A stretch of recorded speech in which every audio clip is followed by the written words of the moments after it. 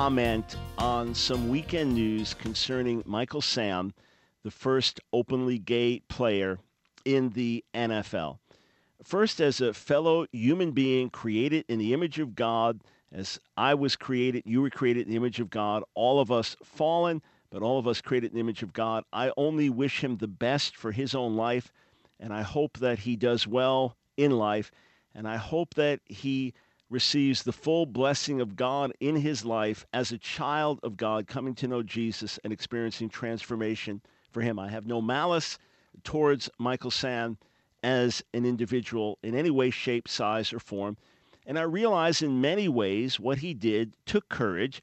In many ways, what he did potentially put his professional career at risk. I have objected to his being hailed as a new Jackie Robinson.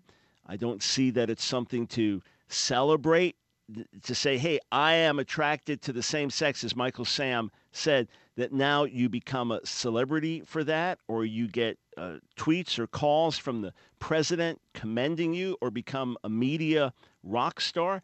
That makes no sense to me whatsoever. Nor can it be called the new Jackie Robinson in that, hey, Jackie Robinson didn't have to come out and say, I'm black. Look, Jackie Robinson got death threats on a regular basis. I bet Michael Sam has too. But I think genuine death threats that Jackie Robinson got, rather than being hailed as this superstar and getting the commendation of the President of the United States. But look, Michael Sam has made choices, okay? He made a choice to come out loud and clear as openly gay before the draft. He made a choice, and it was a well-staged choice. There he kisses his boyfriend, and this becomes national TV. Was there no coaching? The gay and lesbian community, was there nothing whatsoever? I'm asking an honest question that said, hey, here's a great media op, photo op. This becomes news around the country. It's perfectly acceptable for a team to say, hey, we just don't want a media circus. I just want to put this forth plainly. If it's all about the team and all about playing in the NFL, and if the players are not going to know that there's anything different about him, and in other words, he's not checking out the other guys while taking a shower or anything like that, if that's the case and that's the way he lives, then no need to announce it. Just play the game and don't detract from the team. Wouldn't that make better sense? And now don't make it a big media frenzy. Look, he had a contract with Oprah to do a reality TV show about whether he made it into the NFL at all as a seventh-round draft pick. And the odds would be tremendously against the seventh-round draft pick, making it doing well on most teams in the NFL. So, and that got canceled, but the NFL just was not going to have that.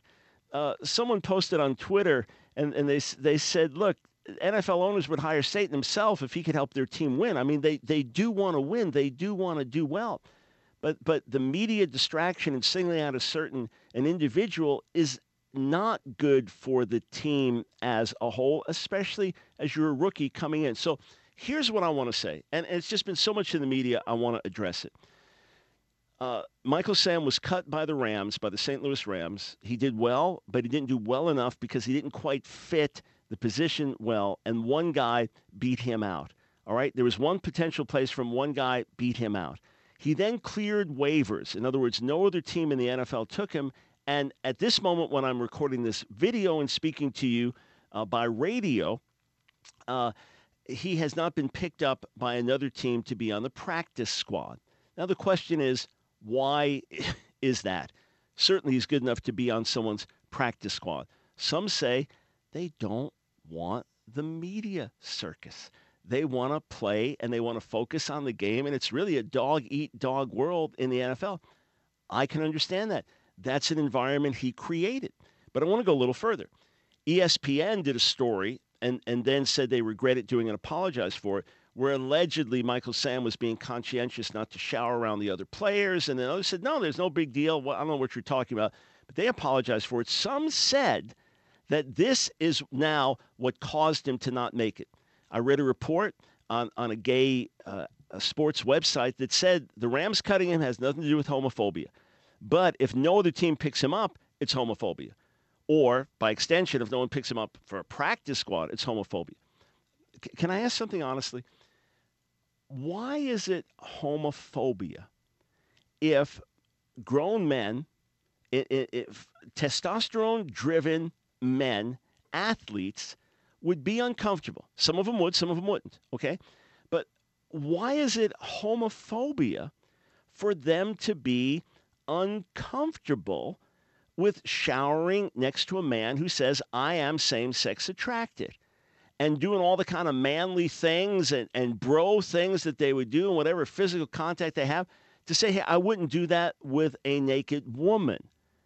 I wouldn't do that with someone that I could be aroused around. You say, but it's not about that. Okay, then why make an issue out of it? Why not just play the game?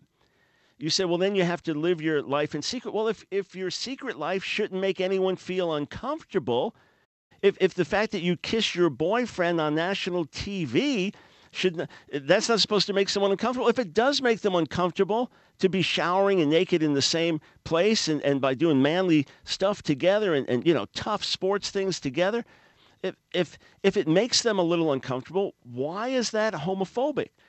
It'd be homophobic to say, well, if a gay man comes in my house, I'm going to get AIDS. It'd be homophobic to say, well, that gay school teacher, he must be a pedophile. That's the only reason he's a school teacher. That would be homophobic. That would be an irrational fear.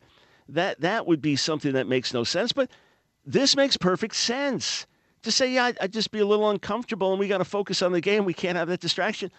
Why is that wrong? So again, I wish Michael Sam the best, and he may end up in the NFL. He may do well. But either sexuality is an issue or it isn't an issue. If it isn't an issue, don't make it an issue. If it is an issue, don't be surprised that people may be uncomfortable about it. And don't be surprised that the media frenzy that was caused by his announcement and the natural outgrowth of his announcement, and surely what he expected to happen with his announcement, that's not going to have a negative effect. These are just consequences.